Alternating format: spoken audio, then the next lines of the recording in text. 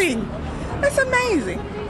That is absolutely phenomenal. I have to tell my kids that I'm a rock star now. Well, good evening and welcome to Tucker Carlson tonight. Yesterday, you'll remember, White House Chief of Staff John Kelly delivered 18 minutes of mesmerizing remarks from the briefing room. He begged politicians and the press not to politicize the mourning of Gold Star families. General Kelly singled out Florida Congresswoman Frederica Wilson, who you just saw, for special criticism. He called Wilson, quote, an empty barrel, forever talking about herself and ever willing to exploit the dead to burnish her own reputation. And a congresswoman stood up, and in the long tradition of empty barrels making the most noise, stood up there and all of that, and talked about how she was instrumental in getting the funding for that building. And we were stunned. Stunned that she'd done it. Even for someone that is that empty a barrel, we were stunned. So how did the Congresswoman respond? Well, chastened by this criticism from a man who has given his life and lost a son in the service of this country, Congresswoman Wilson apologized for her demagoguery, pledging that from now on she'll stick to fighting the president over disagreements about policy. No, wait, just kidding. In fact, Congresswoman Wilson seemed delighted by the attack on her, mostly because it made her more famous, which, by the way, just goes to prove that General Kelly was right in the first place. The Congresswoman is now bragging with characteristic immodesty. She's become a rock star. You mean to tell me that I have become so important that the White House is following me and my words? This is amazing. That's amazing. That is absolutely phenomenal. I have to tell my kids that I'm a rock star now. 24 hours later, there's still no evidence that Congresswoman Wilson listened to or thought about anything General Kelly actually said, much less learned from it. Instead, and you'll be shocked by the creativity here, she now dismisses General Kelly as a racist. Keep in mind that General Kelly said not a single word about race because race was entirely irrelevant to what he was talking about. Doesn't matter. He's a bigot, says Congresswoman Wilson. How exactly does she know that? Well, because the phrase empty barrel, a term she concedes she's never heard before, is, according to Congresswoman Frederica Wilson of Florida, a racist slur. Empty barrels make the most noise. And he was using that, he was likening that to you. Basically, that you're I think that's a racist term, too. I'm thinking about that when we looked it up in the dictionary because I had never heard of an empty barrel. And I don't like to be dragged into something like that. Looked it up in the dictionary. That definition isn't there, by the way.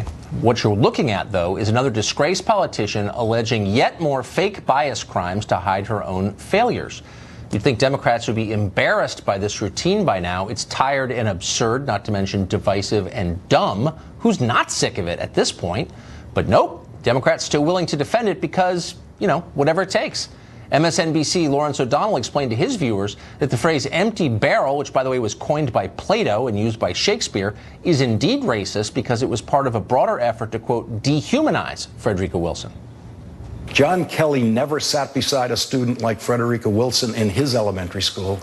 The language about black people in John Kelly's white neighborhood was exactly the same language about black people that was used at that time in white communities in the segregated South. I know the neighborhood John Kelly comes from. I know the culture.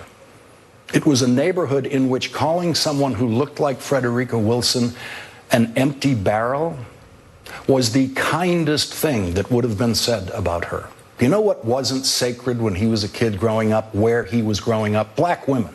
He took time, a lot of extra time, to call a black woman who he doesn't know and he doesn't like an empty barrel.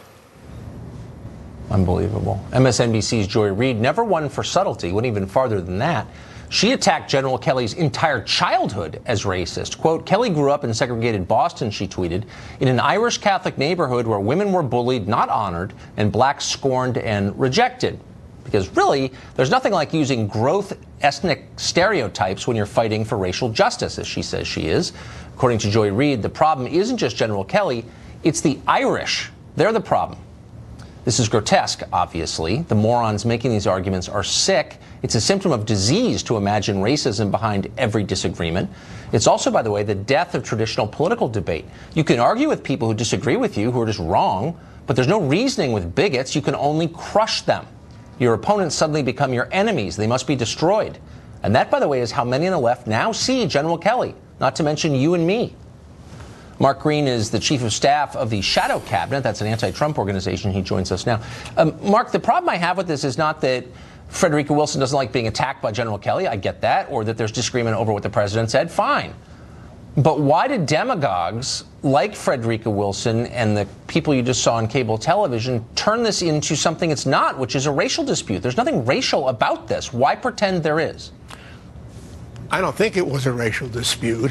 What you've done is take a comment she made, I thought was ill-advised, that the empty barrels thing had a racial connotation. Of course, the issue is not Congresswoman Wilson. No, you want to go off on race. That's derivative. I don't. The issue is General Kelly, unarguably, has served with distinction from being a Marine to a four-star, suffered a grievous loss of his son, and we can only admire him.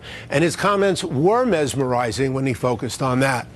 First issue is, why do we have a president who now has been shown again to have lied about what he said? Second, it's not only what he said that was untrue, it's what he didn't say. The issue, of course, is 4 deceased Green Berets in battle you're in ignoring Niger my question. As I imagined you would. You're ignoring my question entirely to give your speech about Trump. Why he's been silent for 12 days than Representative Wilson, who's stellar in her community. A principal, a congresswoman, a state senator. Will you look? And I'm not attacking her record as a member of Congress. I know you're not. I'm merely making the obvious point, which is political debate of the kind you spent your life engaging in, Me Too, grinds to a halt the second you start calling people racist on the basis of no evidence. It's a conversation ender, not a starter. And it's so common now on the left that I think it is destroying any hope of an actual conversation. And she just engaged in it. You saw it. I'm not mischaracterizing her remarks. She was followed up by the demagogues on that other channel, echoing them, expanding them, attacking the guy's family in his neighborhood as if they know anything about it. And I'm just saying this is of a piece of a lot of this kind of behavior we're seeing recently. And you know it. Well, I've already said I don't think she should have said it. I don't think the president of the United States should have exonerated white racists saying Jews will not replace us down south, as you know he did. So as between the president using, hold it, of course he said that, right? Them for saying that. He said both if sides I thought the were president of the United States was okay with that, I mean, that's like disgusting. And I don't agree with that, by the way. All right, but now let's talk about this. Let's talk about this episode. The president, as you know, when he was asked at a photographic session, said, I never said that to the widow, and Representative Wilson is lying, and I have proof. Tucker, that was all false, correct? Okay. Yes or no? No, I mean, I don't know. I mean, to be totally honest with you, I think this debate is stupid, actually. The president calls this widow and says, look, I'm sorry that your son got killed. Right. I think there's a fair question as to what American troops were doing in Niger in the first place. That's legitimate. Okay, second question. The guy's trying to offer condolence. Like, what is this about? Talk about a dumb distraction from the actual business of the world. You know, I don't disagree. If Trump or the White House had said, he tried to be genuine, he was sympathetic, he made the call, he may have misspoken. Of course, the widow and the mother were very upset by what he said. All he had to do was say, I'm sorry if I misspoke, that wasn't in my heart. That would have been fine. It was the demagogue from Florida who made it into an issue in the first place. Liz, I heard what the president said. It's like, what? Why are you inserting yourself, I would ask Frederica Wilson, Congresswoman Wilson, into this? It was very funny when Sarah Sanders said it, and General Kelly. It's terrible when a politician makes themselves the center of attention and not the issue. I wonder who would have done that when President Trump, the day after being inaugurated, went to the CIA Wall of Heroes and talked about his crowd size. So let's focus on the president. I know we're on Fox. If you don't like it in one case, you don't like it in another. Okay. But what I'm saying, is something broader than, look, this president will come and go. Why didn't he talk about Niger for 4 deaths, 12 days, the same number, of course, as died in Benghazi, and the LA Times today said massive intelligence failure and they didn't have adequate air cover. I don't know. LA Times I don't know reported either, it. and I'm willing to believe any of that, but what I find impossible as someone who hosts a daily show is having a rational conversation with anybody when To Kill a Mockingbird is now racist, when the ice cream truck music is now racist, when everything that the left doesn't like is now racist. You can't have a rational conversation anymore. And I wonder why smart people on the left like you don't say something about this. Okay, you don't want to talk about President Trump. I get it. Let's talk about racists. Was it racist when Donald Trump said President Obama wasn't born here? No, I don't know. No, Really? It's a factual. Really? Is it racist? No. Look, I think Obama was born here. I don't care where he was born, to be honest with you. I don't know why that was racist. But like we all had to sort of say, yeah, that's racist. I mean, I don't know. It seems like a dumb conversation from beginning to Race end. has been put into the conversation from birtherism to Charlottesville to birtherism. I never even got that. It was like another dumb talking point on both sides, in my opinion. But whatever. Mark Green, I thank hope you for President Trump cuts it out, and I don't think. Okay. Howie Carr hosts a radio show in Boston. He writes for the Boston Herald. He's from Boston. He breathes Boston. And when you hear him talk, you know he's fully Boston. Howie Carr, thanks for joining us tonight. You saw your city impugned last night on another channel when a couple of hosts said, look, General Kelly is clearly a bigot because he's from Boston. How did you take that as a native son? Well, it's outrageous. Lawrence O'Donnell shouldn't have said that. He also said that he and General Kelly come from identical backgrounds.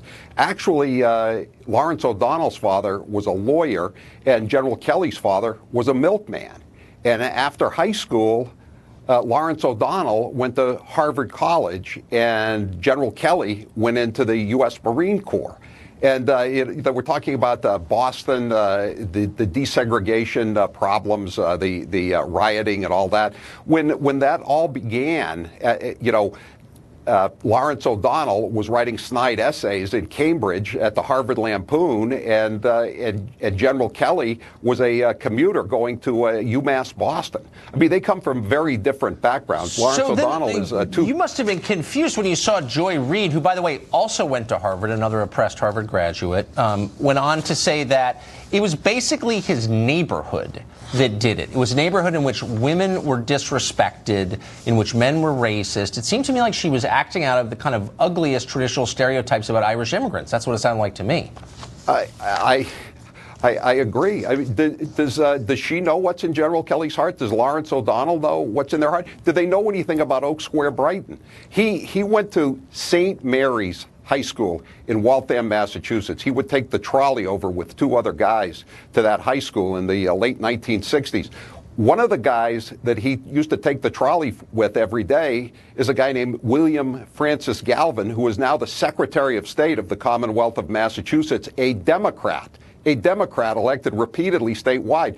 Are Lawrence O'Donnell and Joy Reid saying that Bill Galvin is a racist as well? And this whole thing about the empty barrel, if they listen to the interview that John Kelly gave when he was appointed chief of staff, he said his mother used to call people empty barrels. I mean, like you said, it's not a racial term at all. It goes back to classical Greece and Shakespeare. This whole thing is ridiculous. They have no idea what they're talking about. I mean, Lawrence O'Donnell likes to pose as a tough street kid at moments like this. When Whitey Bulger, the gangster, was arrested a few years back, he went on the show and told this long involved story about some woman he knew Whitey. We're supposed to think he's some kind of up by his bootstraps kind of guy, and that's not who he is, but it is who John Kelly is. Huh. So you don't think that's an accurate self-depiction of Lawrence O'Donnell? I don't think he's a tough street kid. Look, I'm from La Jolla. I wouldn't know the difference, but that's why we want to talk to you tonight. Howie Carr, the voice of Boston. Thank you for joining us. Thanks, Tucker. Harvey Weinstein's stint in rehab doesn't seem to be going very well, or look at it another way, it seems to be going very well. We've got details next.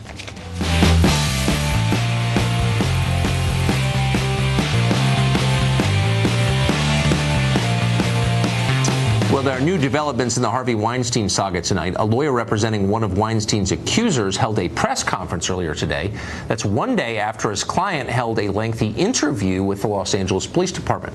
This decision to go to the press reportedly has police concerned, though, because they think the publicity seeking will look bad to prosecutors and potentially to a criminal jury.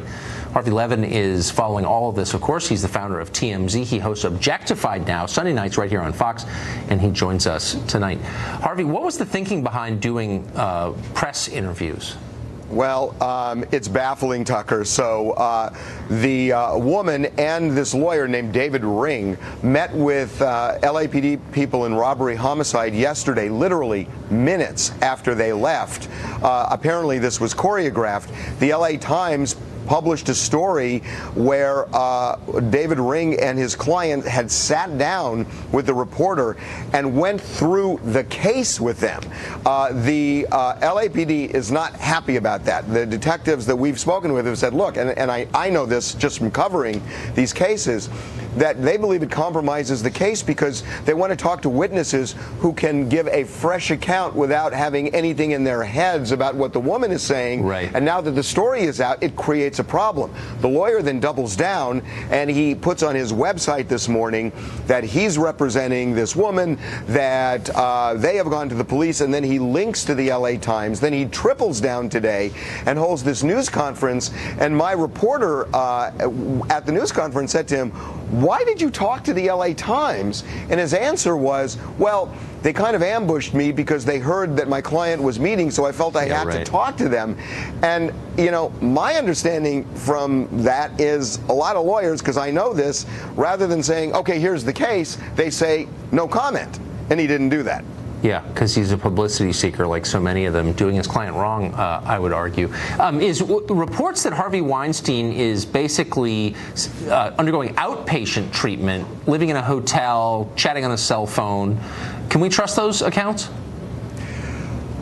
I'm hesitating only because I'm not trying to promote or tease, Tucker, but we have a pretty big story coming up that you will see if you log on to TMZ.com tomorrow morning. So I have to be circumspect about it. But what I can say to you is that Harvey Weinstein and people involved in the treatment are disputing some of that. So to be continued tomorrow morning. To be continued. So you've interviewed Mark Cuban for your show. You're hearing all these rumblings that Mark Cuban might run for president. I guess we have to take that seriously given recent history. We actually have a clip from that interview. Here's a preview. You need somebody who can connect to people and relate to people, and I think I qualify on each of those. Now, whether or not I'll do it, it's a big decision. You sound like a candidate. I'm a concerned American citizen. Oh, so am I, but I'm not a candidate. I wouldn't run unless I have solutions. If I have solutions, then I have something to offer. If I don't, you won't see me anywhere near being a politician. Harvey, did he mention what those solutions were, what he believed, what his platform might be, what his ideology is? Yeah, he talked a lot about health care. By the way, I called BS on what he had said at the very end of that because I said to him, I said, look, I said, you are sounding like a candidate. And I'm telling you, Tucker, when you watch this, Mark Cuban is seriously, he is a really smart guy, and Mark Cuban succeeds pretty much at what he wants to do. And when you listen, you will hear he is seriously considering this, and he tells me which political party he'd run on, and that's a big deal because obviously the question is, would he challenge Trump in the general or would he go after him in the primary? He answers it. Huh? Interesting. What time is that? Yeah. Sunday night? Sunday night, 8 o'clock Eastern. They replay it again at 11 Eastern. I'll catch both. Harvey Levin, great to see you tonight. Thank you. Well, almost immediately after allegations of abuse broke in the New York Times, Harvey Weinstein retreated into that favorite cocoon of the embattled celebrity, a luxury rehab clinic where he said he would battle against the disease of sex addiction. Doesn't seem to be going all that well from a treatment perspective. New reports say that Weinstein has been arriving late for therapy, falling asleep in sessions, even talking on a smuggled cell phone. Apparently, this disease is even worse than we could have imagined. Nell Daly is a psychotherapist. She's our window into this world, and she joins us now. So now there is new, just arriving on my iPhone, a new report that Harvey Weinstein is leaving the Arizona treatment program on Saturday, tomorrow, after a 1-week treatment. His psychologist says that he, and I'm quoting now, Harvey has been dealing with his anger, his attitude toward others, boundary work, and the beginnings of work on empathy. He's invested in the program. Pardon me if I call BS on that. Am I too cynical? No, I would agree with you on that. I think 1 week is definitely not enough treatment time for someone who has been accused of what Harvey Weinstein's been accused of. So it sounds like this whole thing was a deeply cynical PR diversion. I mean, it could have been, right? We don't know. We don't know what his intentions were for actually going to treatment. I don't think he had very many options in terms of his PR. A lot of people who are wealthy and powerful will do something like this in order to avoid both legal action and try to rebuild their reputation. So I'm not surprised he went into What bothers me, though, is that a licensed therapist would lend his name to a statement that non-credible, that after a week, a guy who's been apparently chatting on a cell phone and falling asleep in group meetings is on his way to a cure. As someone who practices psychotherapy, you can confirm that's ridiculous, correct? I would say that, yes. You would say I would go out on a limb and say that, yes. Go out on a limb and say that. I would. Doesn't it discredit the whole enterprise, the institution of psychotherapy, these treatment centers? I mean, some of us are already suspicious about this business, but this makes it seem like a joke. Well, the problem is that people who are accused, as he has been, of committing sexual crimes, what do we do with them in our society? So one of the things that we have to worry about is that they're going to commit these crimes again. So the reason for treatment programs is to hope that we can effect some sort of change so that when they come out of the treatment program, they're not a threat to the community.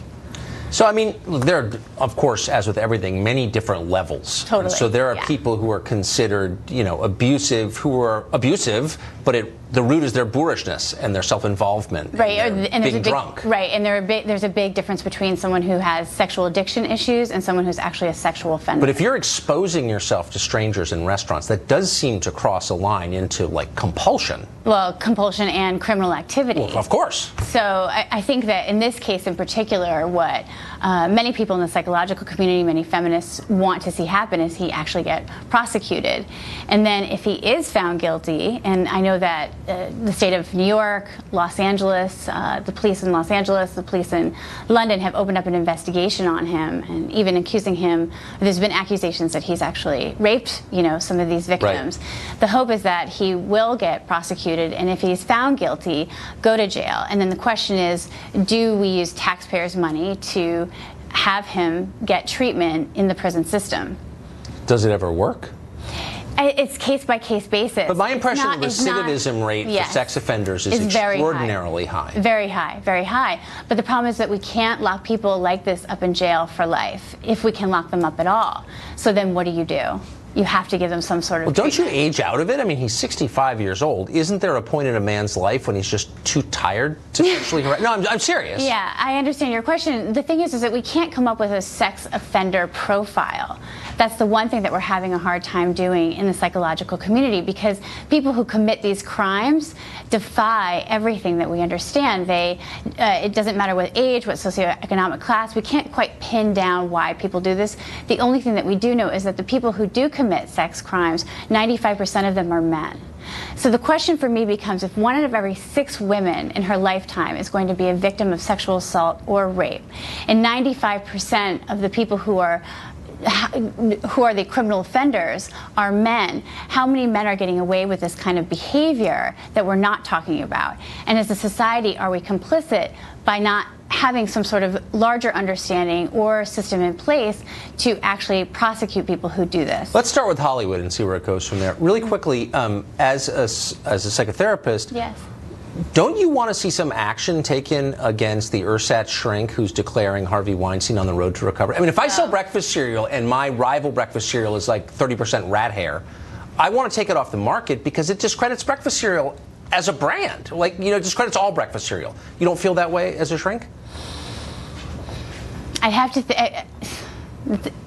Yes, I would definitely question the judgment of that psychiatrist who is saying that he's on the road to recovery. But the problem is that he was in a voluntary Right. treatment center. He wasn't a mandated criminal in a treatment facility. But so she he's shouldn't. free to leave. He's free to leave when he wants to leave. As a psychiatrist, would I have personally come out? Again, I'm not involved in this case. Yeah. Would I personally come out after a week and say that, I think that he's on the road to recovery? I wouldn't put my reputation One thing that Harvey on Weinstein like that. proves from top to bottom is you can hire people to defend you, whether it's Lisa Bloom using her fake feminist credentials or this shrink or whatever. It's very distressing. No, thank you. Thank you so much for having me on. Thanks. Surely everybody wants to find out how Stephen Paddock murdered 58 people, right? So why is a judge forced, apparently, to order MGM not to destroy evidence from the Mandalay Bay shooting? Perplexing. That's next.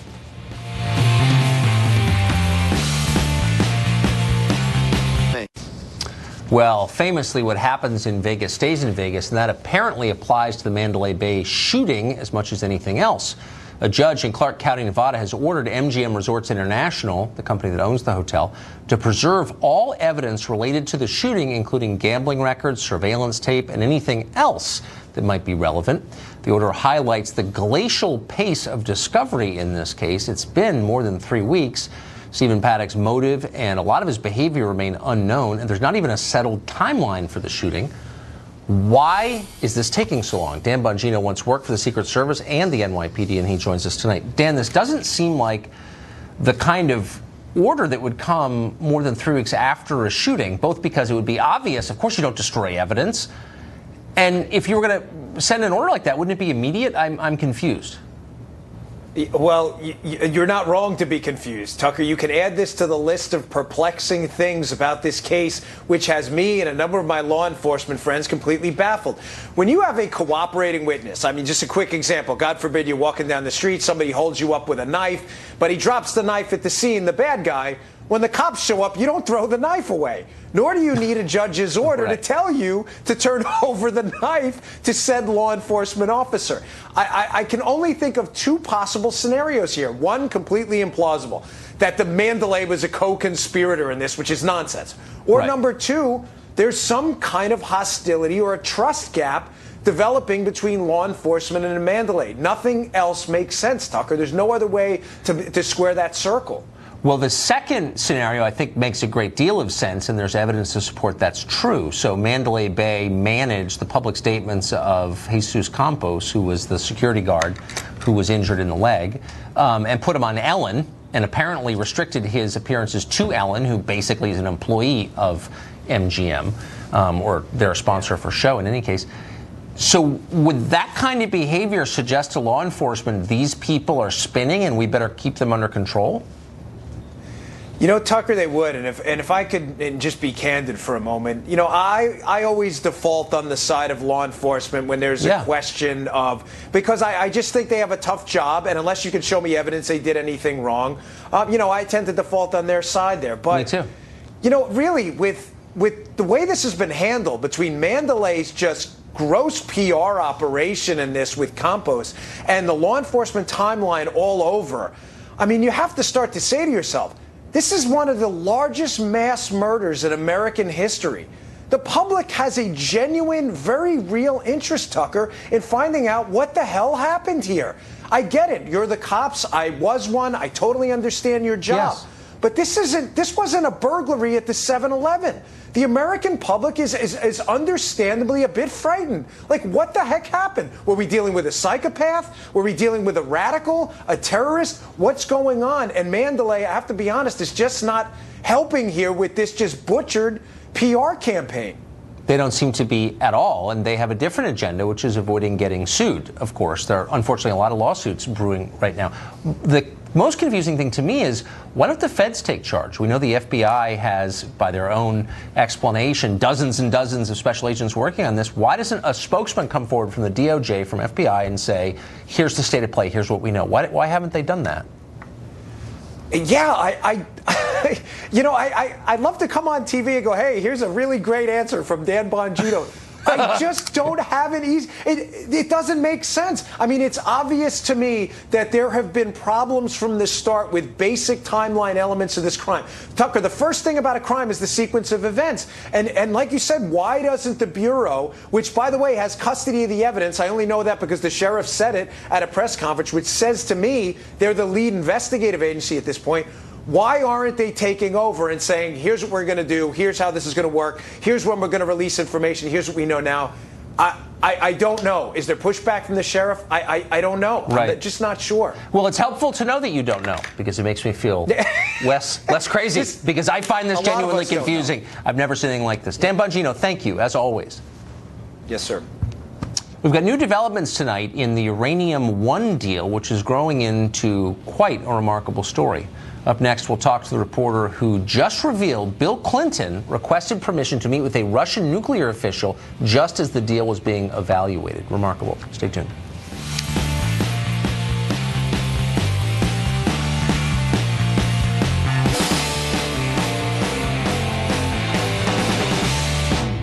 Well, it looks like it may be the actual Russia scandal, the 2010 Uranium One deal, where the Obama administration approved, for reasons no one will explain at this point, giving a Russian firm control over about 20% of the U.S. uranium reserve. The current president had this to say today about that. So I will say this, the uranium situation with Russia getting uranium, they better look into that. That is looking like a very serious situation. John Solomon of The Hill has been all over the story since the beginning. Today, he's reporting that Bill Clinton sought permission to meet with a Russian nuclear official while the Obama administration was reaching a final decision on the deal.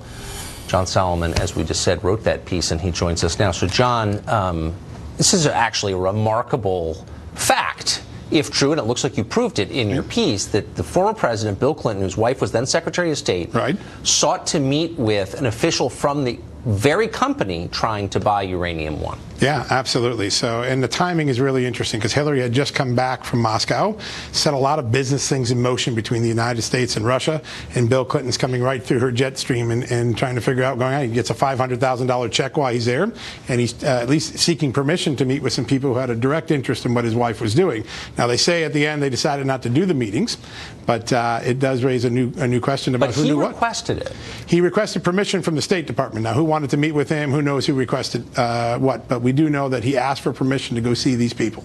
What would be the innocent explanation for why Bill Clinton would want to meet with a nuclear... With Russia, there's nothing that's innocent, right? Somebody has a motive. And so it could be the Russian officials wanted to follow up on the Hillary Clinton visit and see what the husband knew, right? The former president. Could he carry some water? Or it could be he was looking to do something over in Russia, to do something well for him, for his family. And we talked to somebody, someone very close, a close friend of the president, who said he was involved in conversations in 2010 before the president went over to Russia, and that they were talking about doing something, getting some business relationships going that would benefit a family business that they were talking about. And I don't know any more than that right now, but that may be a possible motive for the trip. So if the Russians wanted to talk to the husband of the Secretary of State, and if business deals were germinating at this time between the U.S. and Russia, it sounds like the Russians really had their eye on Hillary Clinton. They did. There's not any doubt about that. And over the next couple of weeks, we're going to continue to report out some very interesting details about how much the U.S. government knew about Russia's intentions towards the Clintons and what they were trying to do to influence them.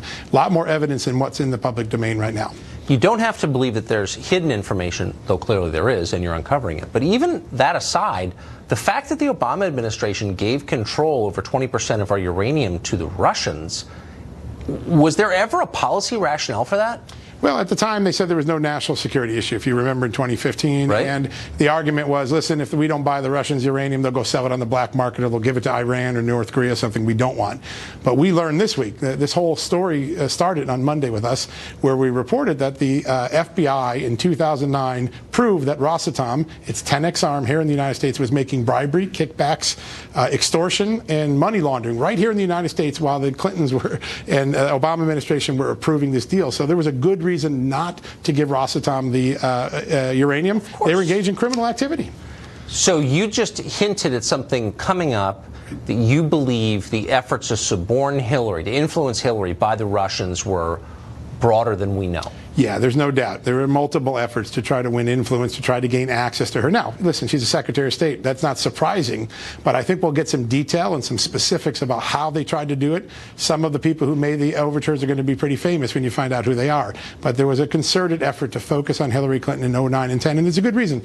She was the face of the reboot, the reset with Russia, right? They wanted to know what the heck she was doing, and they put some influence efforts underway. Considering we've spent the last 11 months hearing from Democrats that there's no greater peril to the United States than Russia, it's pretty amazing. John, thank you for all your reporting on this. Thanks, Tucker. Appreciate it. I can't wait to see this new story. Well, an NFL player who says it's his Christian duty to kneel for the anthem to protest racism joins us next. He's white. He's got a whole take on this and a long op-ed, and he'll explain his rationale. Stay tuned.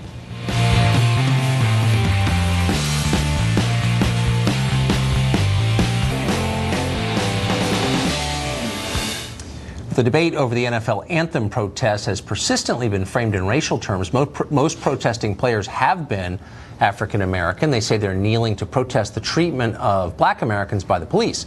Critics of anthem protests, meanwhile, are routinely labeled as racist. Clint Gresham played for the Seattle Seahawks for 6 seasons. He's currently a free agent. He's white.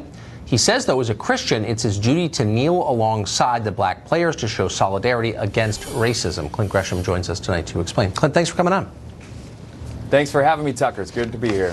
So I'm convinced of your sincerity completely. You're a Christian, and you wrote a long, interesting op-ed on this subject. And I'm also convinced that there is racism in America. You said you experienced it yourself in the NFL. What I don't understand is why the existence of bigoted people means that you protest the symbols of the country itself. Yeah. If I fought in World War II, or my son died in Vietnam, right, and I go to a national football game and I'm sitting there and I'm watching players protest against the very thing that my son died for, I can see why that would cause a problem. I totally get that. And when Colin Kaepernick first kneeled, I had a problem with it because I didn't understand where guys were coming from. And what I also know was that the 6 years that I spent in the National Football League with guys that I otherwise wouldn't have had any time with just because we're in different places in our world, it also showed me that it's just as hard for them to watch a video of someone who looks like them being shot by a police officer, and there seems to be no apparent justice for that. So I get that. And because of that, players have chosen to have a nonviolent protest to bring awareness to something that is unfortunate in our society. Well, I'm with you up until the end, and I'm for nonviolent protests, of course. I just don't understand why people who've reaped more benefits from this country than almost anyone else in the country, that is pro athletes, NFL players, are protesting the country itself. The country is a decent place. There's some crummy people here, but the country itself is good, and that's why these guys are succeeding in it and live these incredibly entitled lives. So, like, why attack the country? That's always been my problem with this. Yeah, and you know, the truth is that they do have millions of dollars. Yeah. But the reality is that getting millions of dollars doesn't make the pain go away. Like, we both know that someone who is rich but is empty inside their heart, that doesn't make that pain stop. Just because you have a ton of money, it doesn't make you any more happier. That is like, just because you get $1 million when you're 25, it doesn't take away from the sting that you felt from the 25 years leading up to that point. No, and in fact, it's probably bad for you. No, I agree with that. But again, and you're absolutely right, and the world is littered with unhappy rich people, that's for sure. In fact, I think it probably makes them less happy to be that successful. I just don't I think the fact that they have been successful is evidence that the deal that America makes with its citizens is basically on the level, which is like, be good at something, work hard, and you can succeed. So it's not the country's fault. That's the point I'm making. Why are they blaming the country? It's a good country. And when they say it's a bad country, it's a lie. It's a fantastic country. It's a fantastic country. And I am so grateful to have the opportunity to live in this country. There are people who are fighting and clamoring, trying to live in this country to create a better life for themselves. But the reality is that our soldiers did not go fight and die in other nations to to allow systemic racism to continue to exist in this country. And so, while we're not perfect, of course our country isn't perfect, we're still going to stand up and we're going to fight for injustice. We're going to fight against inequality so that there is freedom and justice for everybody. Yeah, I think you're misguided. I actually think the message that it's sending is like this whole thing is a joke and like who cares about America. I don't think that it's sending that message at all. But you know, I hope you're right. Clint, thanks for joining us From tonight. being in a guy, yeah. Thank you. How does North Korea's high command get intel about this country? They watch cable news. We'll tell you what one of the Hermit Kingdom's generals said about our business. Stay tuned.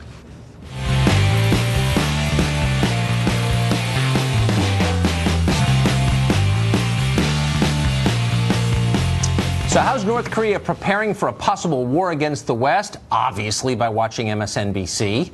NBC News foreign correspondent Keir Simmons recently talked to a lieutenant colonel in the North Korean Armed Forces. The colonel said he watches Morning Joe every day to gain insight into how America views itself.